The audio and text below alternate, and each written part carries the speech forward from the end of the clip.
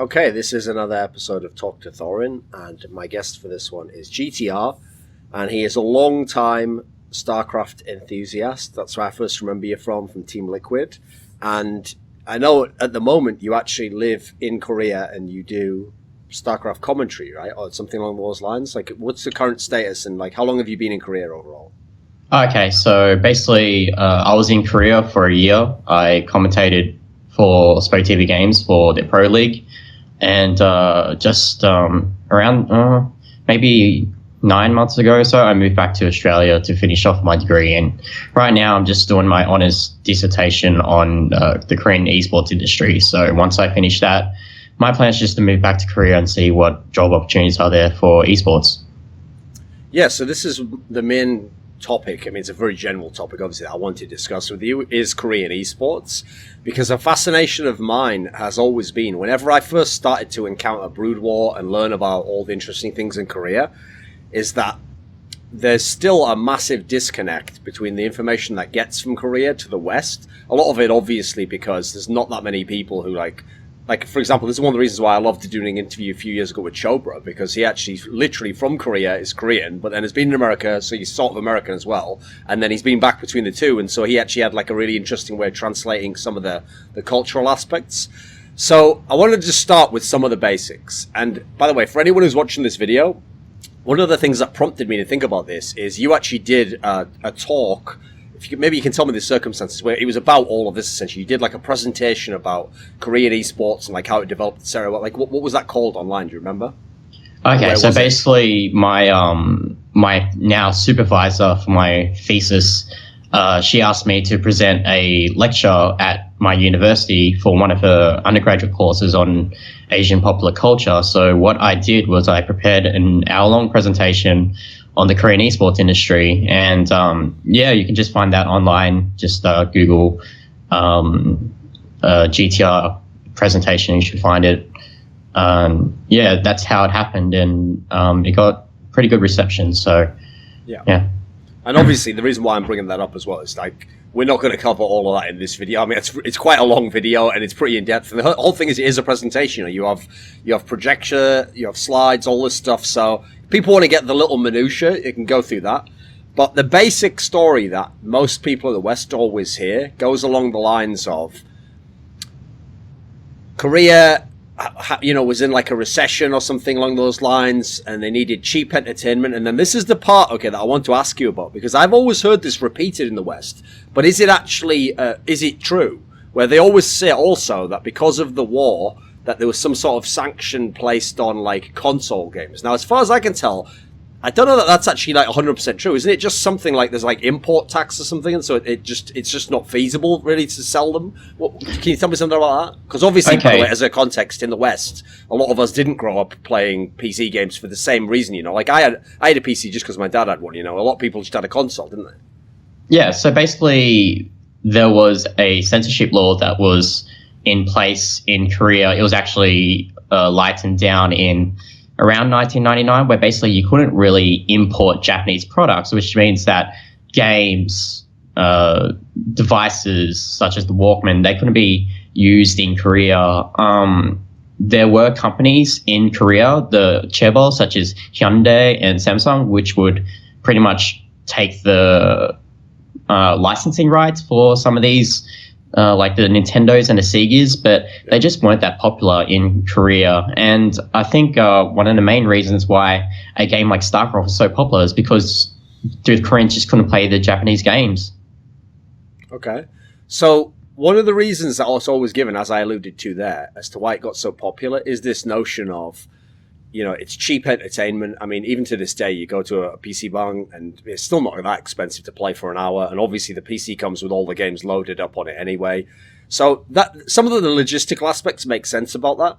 But the part where that falls down is like as I'm kind of getting to here, none of these are like just the single reason, But the reason why I want to ask about the strength of that reason is PC bangs are still pretty popular today. And nowadays people have quite a lot of money in Korea and people have good jobs and in Seoul. It's a pretty metropolitan city. So what if that's a strong reason early on, why do you think it persists today? Why do people still use the PC bang?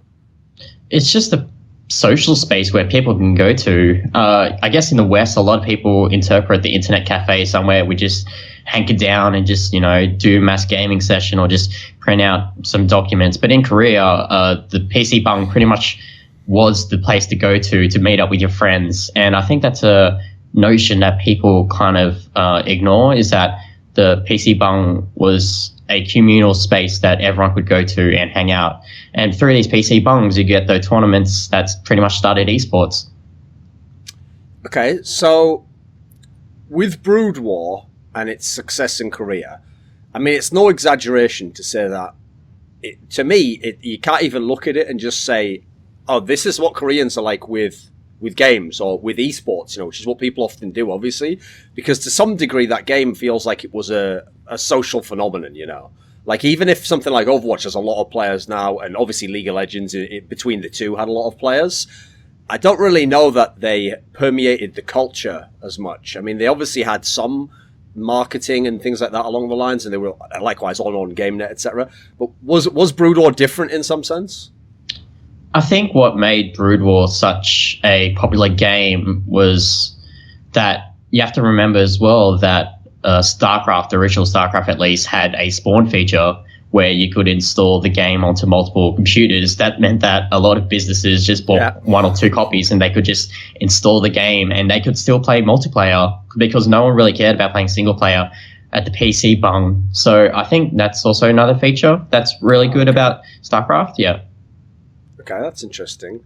And am I mischaracterizing it? Like, was StarCraft relative to like League of Legends? Obviously, had a lot of players as well, and Overwatch now has a lot of players. Was it a different kind of penetration into the mainstream, or was it similar? Do you think for these other games? What's your sense? As in, what was the comparison between StarCraft and the other games at the time in Korea? In terms of like how they went, like not just people playing it, okay, like the effect it has on the culture, like are people okay? Here's the basic version I'll give you my experience. For example, if I ever talked to someone in Korea who was just a random person about esports, as in they usually would ask you, what are you doing here? Oh, I'm here for games. What type of games? If I ever explained to them, even though at the most of the time I was there, League of Legends was the big game, and even though more recently it would be Overwatch, actually most people, if they knew anything about esports, would just tell me something really bizarre, like, oh, does Im Hyo-wan boxer still play? Which is like, fucking hell, like, okay, you know about esports, but you don't know anything for the last 10 years, basically, or more than that, And in fact, Monty once told me a story where Monty Cristo, the caster for League of Legends, where he'd been to like passport control or something, and he'd had to get like his visa updated, and then they basically said, oh, does Guillaume Patry still play? Like someone who literally played for 2 years at the beginning of Broodwar in the beginning of 2000s. So to me, that kind of like tied into what my sense was, that maybe Broodwar, especially in its early years, okay, it had as big a gaming following, but maybe it got out into the general culture a bit more than these other games do now. But is that the case? What is your sense for that?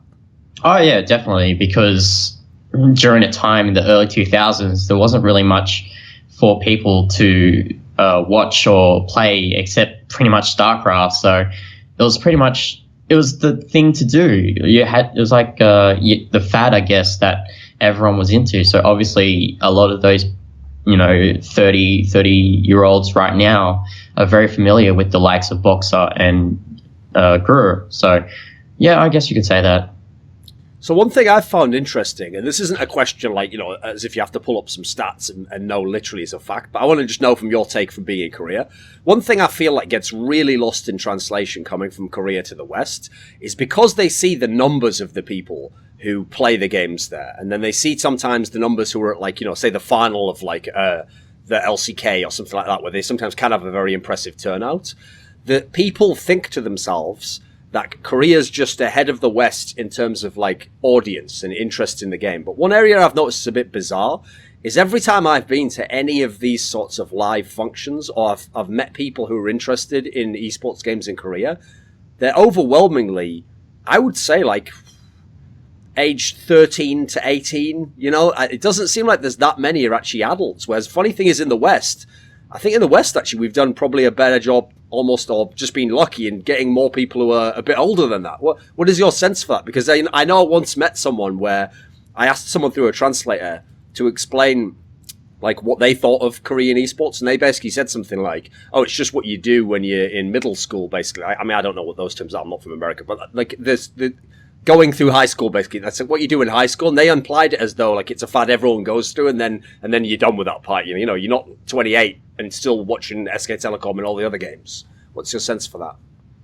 I guess in the West, a lot of the audience is that older, demographic because firstly, you have to pay for tickets for attending the events. Also, there's a lot of things to do at these events that require money. I guess when you compare it to the Korean events for the finals and such like that, there isn't really much merchandise you can buy. Tickets are relatively cheap compared to other events out there in Korea. I guess when you get past that age where you're in the workforce and sure you have money and stuff like that to go to finals and stuff, I guess a lot of Koreans have that sense where I don't know, it's just like a waste of time to go to an event. Okay. You have like more important priorities because I'm sure like in Korean culture, working at your company is the most important thing in your daily life. So there's not really much time for these older generation people to go to, but there is still older people that go to events. If you look at the audiences for ASL, a majority of them are that 25 to 35 age group. So it's not really something that is a concrete fact, but sure. It's a observation for sure. Because on the extreme end of it, what really shocked me was, okay, anyone who's seen, like, for example, the old Broodwar VODs will know that, yeah, the people who are very vocal, who you hear from the audience, because they didn't do, like, tons of camera shots, but the most vocal people are the girls who scream, right, when they're, like, the fan club. And famously in Korea, they're very organized. At the beginning of the game, they chant for a particular player, like, it's funny, they do it in a very, like, polite manner, like, exactly the point where you're allowed to before the game started, basically. But that's the bizarre thing. The hardcore fans, the ones who queue up and who do the fan meets and who do that, they are like 14-year-old girls, right?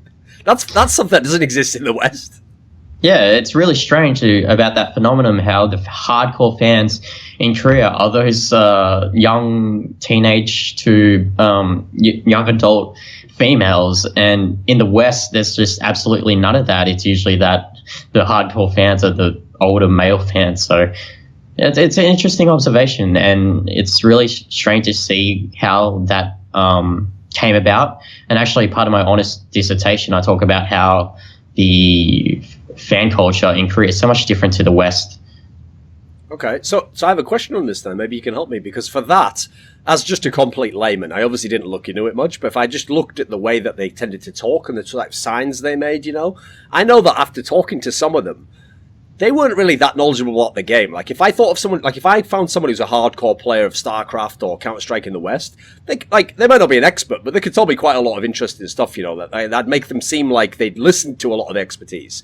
A lot of these people seemed as though, basically, whoever the famous player was, let's say someone from, like, CJ Entus, or maybe it's Faker or something, it was just their equivalent of, like, a pop star, as far as I could tell. They were just, like, in love with the personality almost, not even the play. Give me some of this, the text of what's different about fan culture in Korea. Yeah, the title of my thesis is called Kpop before Kpop, because in my opinion, at least, I feel like esports in Korea was pretty much what Kpop is right now, where you have all these good fans, either male or female, that really care about the presence of the player rather than the game itself. And I'm still looking into it in my dissertation. I'm still trying to figure out what it is exactly, okay. Because there's a degree of masculinity in these plays that they project. It's quite an interesting topic to point out. Okay, so one of the most talked about subjects of all time in esports, just we're talking like mass number of threads, is people explaining to other people why StarCraft 2 died and why it didn't succeed in Korea. And what's amazing is that is just signal noise, because 99% of the people who made those threads and commented in those threads never been to Korea, don't really know that much about Korea, just making wild speculations. Often people will do crazy things, like they'll pick like a game mechanic. Oh, it's because of the warp prism. That's why StarCraft 2 never took off. Right? Do you have any from the times you've been there, from the things you've seen about the cult? Do you have any easy answers? Any kind of broad strokes you can give us as to why you think StarCraft 2 didn't take off in Korea? Firstly, Casper, their involvement with the whole copyright issue kind of made a bad taste for Blizzard Entertainment. So obviously Blizzard had to side with GOM TV.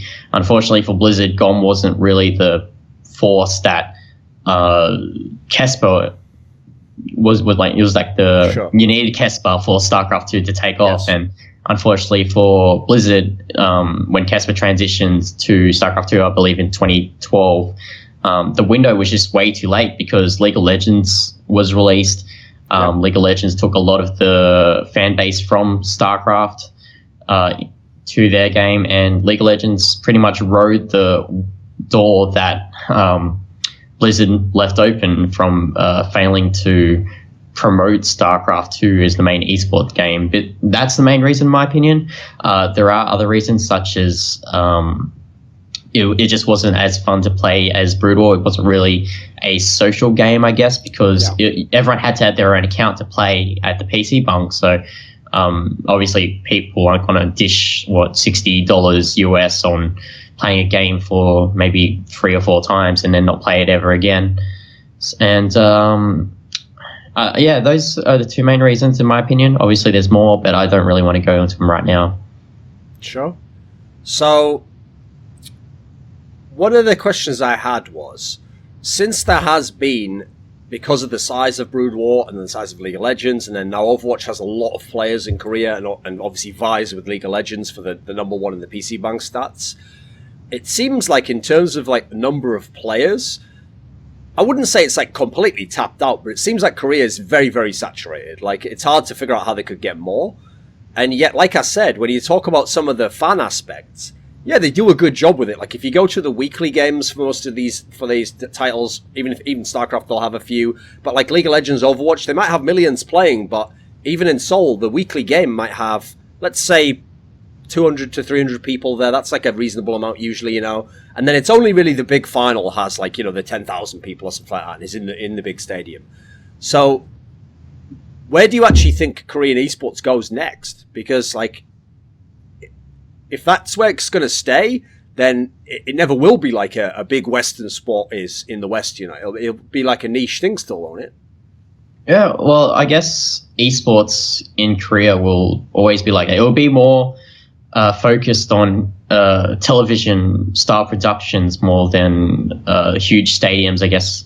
I think when we had I Am Gyeonggi last year, at the end of the last year, that was something that the ESL tried to do in terms of trying to expand, I guess, the size of a tournament. And in my humble opinion, I don't really think I Am Gyeonggi did that amazingly compared to the expectations. So I think the only way for esports to, I guess you say, expand in Korea is to have more of these tournaments in bigger venues. Currently, most of the finals are in gymnasiums or small convention centers.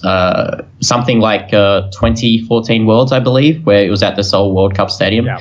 I think that's what the developers and the broadcasters need to strive for. In Korea, when they have these games, where there will be these games like the ones we've just mentioned that just seem to just catch the imagination of everyone, and everyone's playing, and maybe it plays into the aspect you said there, like the social aspect. Like if you all go to the PC Bang and you're all playing games, and 3 of you are playing that game, odds are, the 4th one can get roped in, and now everyone's playing League of Legends or Overwatch or whatever. It does seem like after you go from those top titles, it starts to drop off pretty quick, and especially if you're a Westerner, like it just goes to Korean titles and stuff. It becomes like the Crossfires, the whatever, games that no one would acknowledge in the West as an esports title. Is Korea particularly focused on just a few games at a time? Is there? I mean, in that sense, it's also quite strange the way the population's saturated by certain games. Yeah, well, right now it's League of Legends and Overwatch that are the 2 top dogs. But you've got these, I don't know, small niche games that just keep surviving. Obviously, we still got Broodwar, which is, I guess, having a so-called revival right now. Although, to be honest, it's been around for a long time. It just hasn't had the recognition in the past few years because of StarCraft 2. You've also got games like Kart Rider, which obviously everyone jokes that Kart Rider is an esport, but that's still around. That came out, I guess, 2005, 2006. That's still considered an esport here. And then you've got those other games like FIFA Online, which obviously FIFA is a very popular esport in the West, but Koreans love to play FIFA here in Korea, but not FIFA itself, but FIFA Online, because there's that team building aspect that you get with I guess in FIFA it's the Ultimate Team. There's Ultimate Team in FIFA Online, and there's all the other little games like Dungeon Fighter, fighting games. Pretty much anything that a publisher is willing to put money into, the broadcasters will take that money and make something out of it. Okay, so what do you make then of this like esports revival for Broodwar then? Because as you say, like people were still playing it. Like if you ever saw the stats, it would always still be in the top X, top 10, whatever it might be. And I know personally, even during the heyday of League of Legends, when there wasn't any real esports for Broodwar, anytime I went into any PC bang, even like right next to my house, not the most popular one, there'd always be some kid in there playing Broodwar against someone, and I'm pretty sure he didn't know about the esports side of it or anything like that. You're just playing the game, So what do you think about the revival? Like, can it actually, I guess if you're a Westerner, you wonder, can it go anywhere close to what it was before? Can it become like one of the main esports again? And can it have like a team system and sponsorship? Can it ever go anywhere close to that? It will never go back to what it was in 2009, 2010, where you had corporate sponsors, you had a full-fledged Pro League, Star League, MSL. It will never go back to that. First of all, a lot of the people that are watching Broodwar right now, they're mostly watching it because they're fans of the players that they grew up to watch, like the Tekbang Lee Sungs, the Efforts, the Freeze, all those players. They're watching it mainly because they can watch them online, and then secondly, they can watch them in tournaments. Honestly, if there isn't a injection of new talent, Broodwar is just going to go back to where it was a few years ago, and there is a ticking time bomb, because Tekbang Ligsang eventually have to go to the military. A lot of the players in general have to go to the military, and in the last ASL, there was only one player who wasn't part of the Kesper era. So unless Remastered somehow recaptures the player pool, I don't really see it going back. Because you have to think about it, a lot of players, I guess not players, but a lot of the talents, they want to play the games like Overwatch and League of Legends because that's where the money is, that's where the fans are. And there isn't really any incentive for players to dedicate their time, especially into such a hard game like StarCraft Broodwar. So one thing that always impresses Westerners about Korean esports is this idea that they got a lot of like non-endemic sponsors involved in the games quite early on, and then obviously through the team system, literally like owning the team, being the head sponsor who pays for everything, like all telecoms companies, all sorts of different things. I mean, there was even a beer company at one point in time. Sadly, that hit their team was the match fixtures, so they've gone since then. But yeah, you obviously had this massive kind of overlap between the business world and esports that we still haven't really got to in the West. But the part that I find complicated to even begin to explain that to foreign people is something you touched on, which is that you have to kind of understand the concept of what the chaebol is in Korea, where it's kind of this family-run business where I always just describe it like this. It's probably not accurate, but I always just say Korea doesn't seem to have the same monopoly laws as in the West, and so you can sort of have a company that owns tons of small companies that maybe even interact with each other.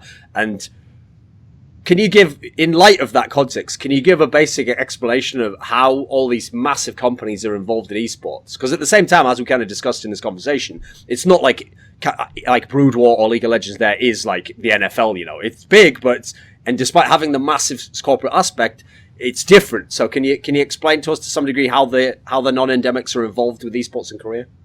Yeah, sure. So a thing that a lot of the Western audience don't see in Korean esports is that a lot of these non-endemic companies, such as the SK Telecoms, the KTs, the Samsung Electronics, they don't really see esports as a like a sports sort of team. They see it more as a marketing tool to appeal to the younger demographic.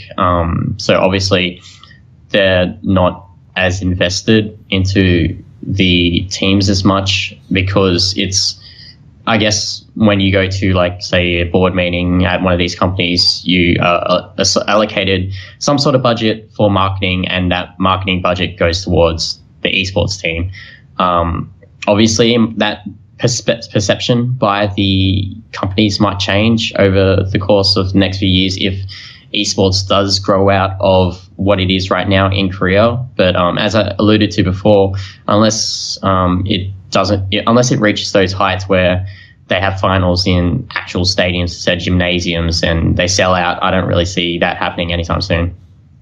Because another part that's a bit strange, because part of the reason why I want to ask a lot of these questions is, as you can probably tell by the context, a lot of what is told to the West, I mean, I understand why this is what filters through, is all the great stuff. It's all the stuff like, they had Coca-Cola as a sponsor years ago, and you know what, the main telecom company sponsors it, and look at this picture from 2006 that everyone in the world's been linked to, where they had the most people watching the final, the problem with that is it makes it sound like it is the NFL there, it makes it sound so crazy and huge. So one aspect I want to ask about as well was, so if you remember back in the Broodwar days, they would literally release lists of people's salaries, and they would show you that, the star player did have like $200,000 committed as his salary for a year, and then even like a good A-teamer might, some of them might have like $50,000, it was all, back then, very good money, in the West, no one really made that sort of money.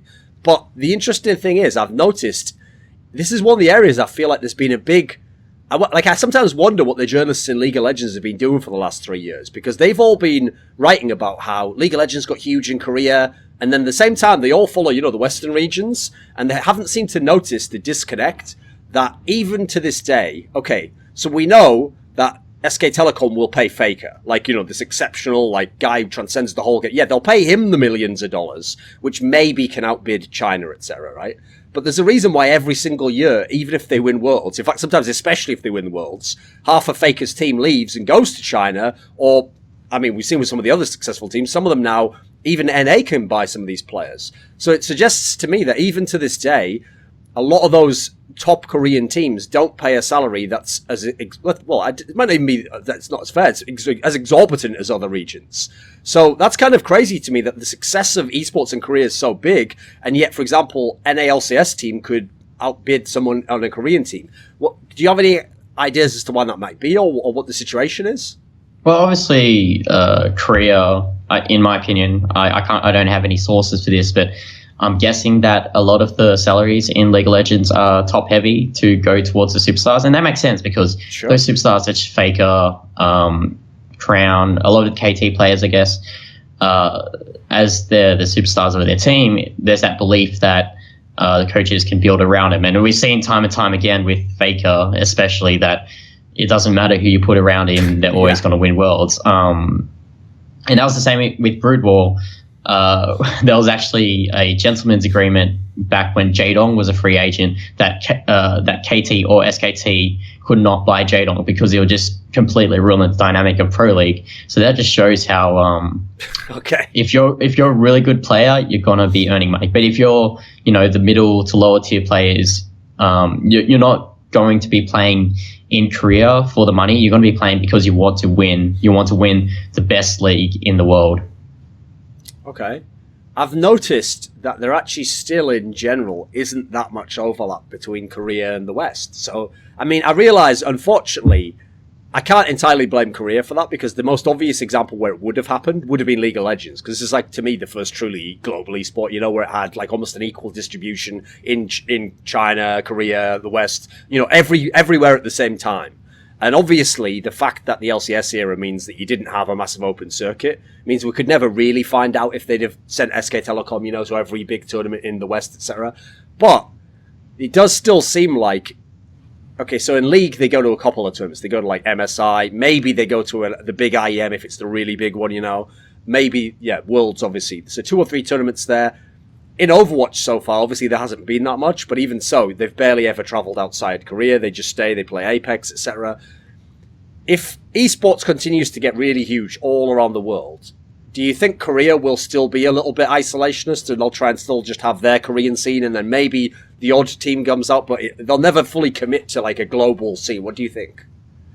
I think it's just more a matter of is it worth my team going overseas to play in an overseas tournament? Because you have to account that unlike in the West for most leagues where it's done over a course of a week or a weekend or whatever, in Korea, a lot of the leagues there are still done over a course of a month. So it's a large commitment for these teams to just pack up and go overseas for a weekend to, well, not even a weekend, but a week, because they have to acclimatize and all that such to play in a tournament. So I think it will be mainly the only reason for these teams to go overseas to play in these weekend tournaments is A, prize money, and also B, if it connects to, say there's an Overwatch circuit next year, then if it awards circuit points, then obviously there's more of an incentive for them to go.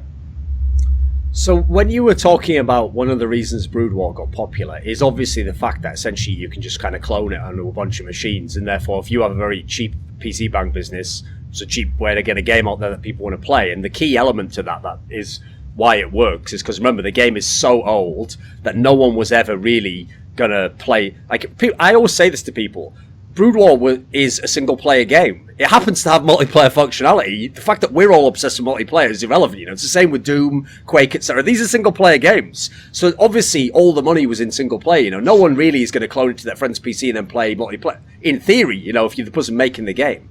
Now, obviously, that doesn't apply to any modern esports game. They're all multiplayer games. So when you touched on in StarCraft 2, the fact that, yeah, no one is probably, especially if they don't like the game and it doesn't have the cultural popularity, no one's going to shell out how much it costs to get the latest version of StarCraft 2. That's a pretty big essential investment before someone really even knows what the game is and has tried it.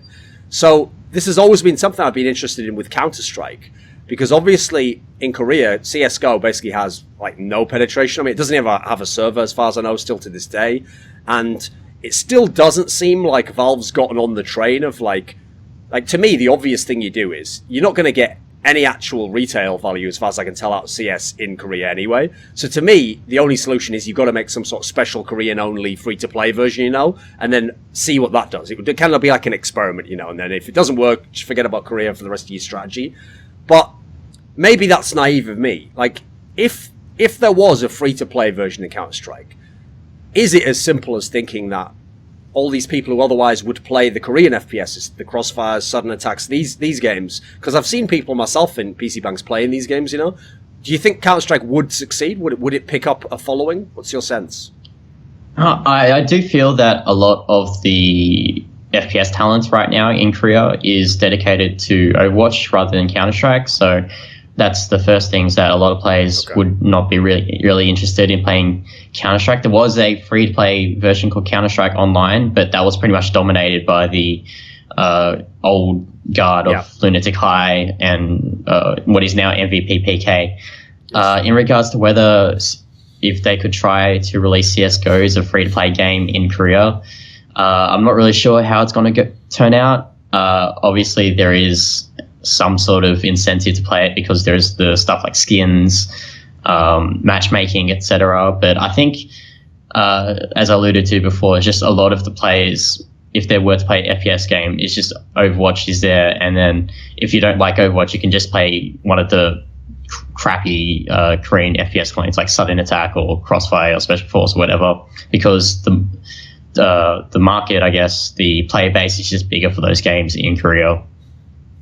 So when Broodwar was the #1 game in Korea, as I've kind of alluded to before, I often used to tell people, like, don't try and take too many kind of hard and fast rules from what Koreans think about games here, because first of all, it's kind of like a cultural phenomenon, you know, I always, to give a harsh analogy, I used to say it's kind of like Pogs or something in the West, you know. Like, yeah, everyone was doing it in, I don't know, 1993 or something, but not even Pogs couldn't figure out how to do that in 2005 or whatever, you know, or no one else came along with the same idea. It's one of those things that they had an idea and it took off. So it's not 100% the case anymore because, again, League of Legends has been very successful. And now we've had a third example. And it's from another publisher. I mean, it's still Blizzard again, but the Overwatch, a very different type of game again, because obviously we've gone between the genres for all three now. What factors do you think have allowed Overwatch to become so successful? I think Overwatch has a very successful marketing campaign in Korea. It did a really good job promoting the game. I know if you were in Korea during the time Overwatch came out, but there was a lot of ads around the streets, on the subway, bus stops. So that did a really good job. I think you might laugh at this, but the character of Diva as a Korean character in the game was could contribute to the success of Overwatch, because Korean pride is very nationalistic, and having that sort of character in the game kind of incentivizes people to play it, I guess, as dumb as that may sound. So that was also, in my opinion, maybe a factor. The ability to play Overwatch for free at PC Bongs. I guess this is a really important point as well, because obviously you have to pay the game at home, but once you go to the PC Bong, it's all free and you can just play it with your friends there. And I guess alluding to the fact that you could play it for free at PC Bongs, I guess that's also, if I can go on tangent for a bit. Yeah, sure. Heroes of the Storm, that pretty much had similar to maybe even more marketing than Overwatch in Korea, but that didn't take off. And the main reason why that take off, because League of Legends existed. And yes, I guess with Overwatch, there isn't really any game out there that's as polished as Overwatch that could rival itself in Korea. Okay, actually, then while you did that tangent, I've got a quick question then, which is, I actually didn't really follow Heroes of the Storm. Like as a journalist, I had to look at some of the basic stuff, like when are the tournaments, who's playing at them, etc. But I saw that the kind of investment from the Western teams was kind of how you'd expect for a new game that no one's sure if it's going to take off. Like you get a few people who early on get a good team, and then their obvious impetus to do that is, well, since not many people are investing, maybe I can just get the best team, so I've got something to market from there, But even then, it seemed like there was never like the kind of fever pitch where people were bidding for players and there was all this money invested in it. It seems like even to this day, the only people who stay invested out of the big orgs that you'd know in the West are the ones who have the best teams, mate. It's like Fnatic or, these sorts of people like that. But I noticed in Korea, it seemed like a similar story, because any game in which MVP has the best team, I always say, right, this hasn't become a massive esports game yet, because what happens with MVP is they're always really good at scouting players and they always have good people early. But the whole point is, if an SK Telecom comes in, what they always tend to do is just go, I'll buy all these good players you've got, and then now I'm number one, So I see there is still some sort of a scene for Heroes of the Storm. So can you tell me, like, how does that work exactly? Because is it a bigger game in Korea than the West? How does it work in that respect? I'm not really too familiar with Heroes of the Storm. I did, obviously I'm good friends with Wolf, who's one of the main casters over in Korea for Heroes of the Storm. And from what I gather, it's a very small scene of pretty much the same core group of players that play in tournaments. And I think what's keeping it alive in Korea is, firstly, there's a lot of Blizzard investment into it. And also there's a lot of OGN supporting Heroes of the Storm still. With OGN's backing, there's that sense of, I don't know how to say it, authority, I guess, okay, authenticity, that if OGN's supporting this league, then obviously it's still worth giving a go and watch. So one of the reasons why you notice a lot of the questions I've been asking are kind of geared towards the idea of, like, where does Korea actually go now? Because one area that I find a bit weird is, okay, all these Western games want to tap the Korean market because they know that you can get millions of people playing, millions of people watching the Korean aspect of it. But one area I've noticed there is almost like a permanent disconnect between Korea and the West is Koreans don't seem to watch Western esports. Like, it's funny, I know people make fun, okay, of, like, EU LCS, because, like, Americans famously don't watch it. I mean, I realize the time zones are off, etc.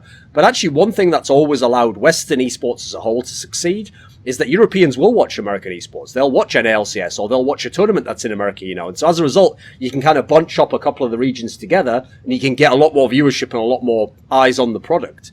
But I've noticed in general, I mean, to some degree, I'm sure China's a bit like this, but Korea only really seems to care about the Korean leagues, and they don't watch any LCS, you know, they don't. And in fact, I wonder if you had a truly global game like that, like if they were in Counter-Strike, for example, if they even would care about the teams, if they're the best teams are in Europe, if they would actually watch. Because kind of alluding to what you said about the Diva comment, it seems like somehow they also build into their interest in pastimes the nationalism that is so rife in Korea. So do you think we could ever bridge the gap there? Do you think Koreans would ever be like as hardcore into a Western esport in that sense?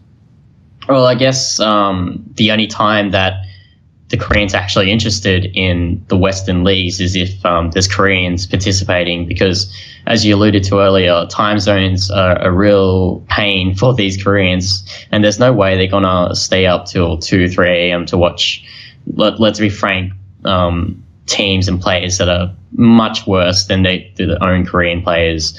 So I don't really see the Korean fan base watching Western leagues if there isn't any Korean involvement. And I guess that applies the same to traditional sports. For example, in the Premier League, a lot of Koreans mainly watch the Premier League because of Son Heung-min, who currently plays for Tottenham Hotspur. Sure. And also Swansea City with Ki Sung-young. It's just if one of their nationals is playing in the top leagues overseas and it's up at a random time, then if they're passionate about it, they're going to watch it. But if it's just random players, even if it's like Real Madrid versus Barcelona with Ronaldo versus Messi, then I don't think they're going to be that interested in it unless they're a hardcore fan. Or if there's a Korean in it, then maybe so. But yeah. So one of the reasons why I wanted to talk to you about this stuff is, like, I've done my own amateur researches into these things. Like, anytime I ever got an article that I could find translated, or as I've said, I found people who actually were Korean and could give me little insights. I was always peppering them with questions, trying to find things out. I even read some books on like Korean culture to see if that would like give me the secret insight to unlock some of it. But it's very difficult to get a lot of this information. A lot of it isn't translated. Has it been tough to do this research? Has it been very time consuming? How did you go about getting the sources? Yeah, it's been quite difficult because obviously living in Korea, I obviously know a bit of Korean, but my Korean's not that great where I can just, pick out a book or an article or whatever and just read it straight up. I need time and help and Google Translate and all that stuff. So there are some really good books out there on the Korean industry, but most of them are pretty outdated. So there isn't anything recent for that. Excuse me. I guess most of my research that I've done so far is just a lot of the anecdotes and observations that I've had in my career, I guess you could say, following and even doing esports.